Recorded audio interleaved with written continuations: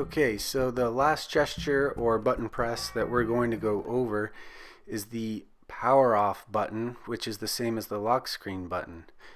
So to power off your phone, you would just hold down the lock screen button for a few seconds and you'll see a power to slide off instruction. I'm going to go ahead and hit cancel for now, but if you ran into trouble with your phone, go ahead and hold down the lock screen button and it'll ask you, do you want to power off your phone? This would be the first thing you would do if your phone froze or you had trouble with your phone not responding. You would power it off. And if that doesn't work, you can force the phone to restart by hitting the lock screen button and the home button at the same time and holding them down.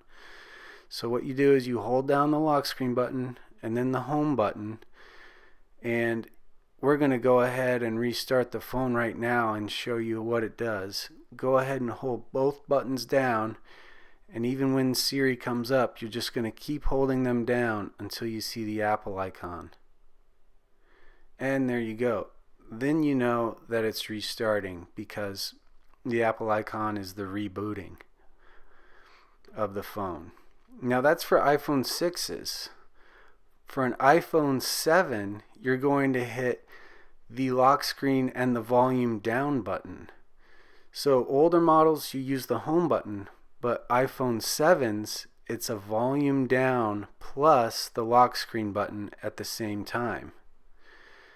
And to make things even more complicated, iPhone 8s have you tap the up volume and then tap the down volume and then hold down the lock screen button. That force restarts your phone on an iPhone 8. Again, there's 3 steps to it for an iPhone 8. Volume up, volume down, and then hold down the lock screen. And if this was an iPhone 8, it would work. So again, there's 3 steps. Up, down, lock screen button. And that's how you would restart an iPhone 8. And that's it for button gestures. Thanks.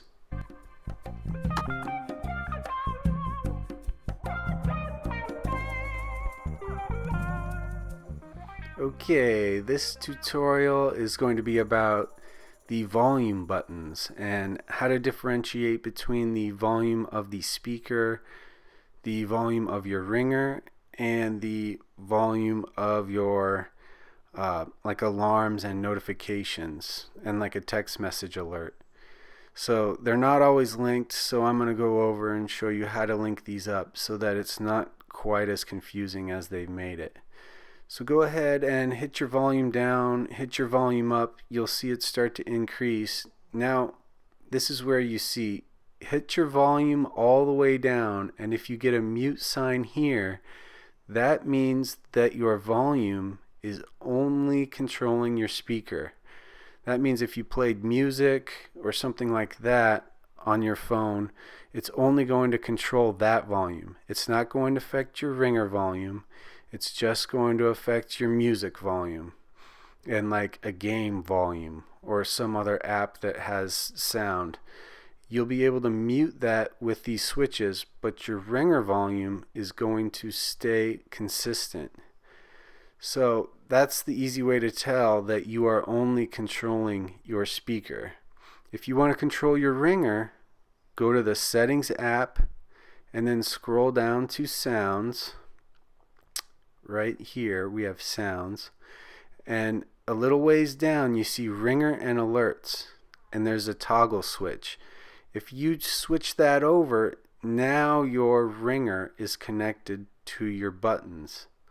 So now watch what happens when I turn the ringer up. It says ringer, and when I turn the ringer down, it won't go to the mute. It only leaves one dot.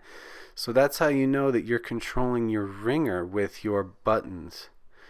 So if you actually put the ringer up, put the ringer down, and then you'll notice to mute it, you need to use the mute switch right there above the volume buttons. The mute switch will always mute it, whether you're using whether they're connected or not, if you need to mute your ringer, just use the mute switch. So go ahead and toggle that switch. And if you want to disconnect your ringer, you just go back to settings. Now, the toggle switch can always be thrown no matter what mode you're in. So just keep that in mind if you're ever in a hurry. But as far as I'm concerned, I like to use this change with buttons toggle switch, because that way I know that I'm going to be affecting all of the volume on the phone. And obviously, if you need to turn your ringer down from the sound menu, you can do that here as well by moving that slider.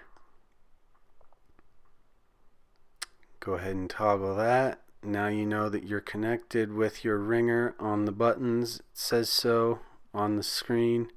Go ahead and mute it, and you're good to go.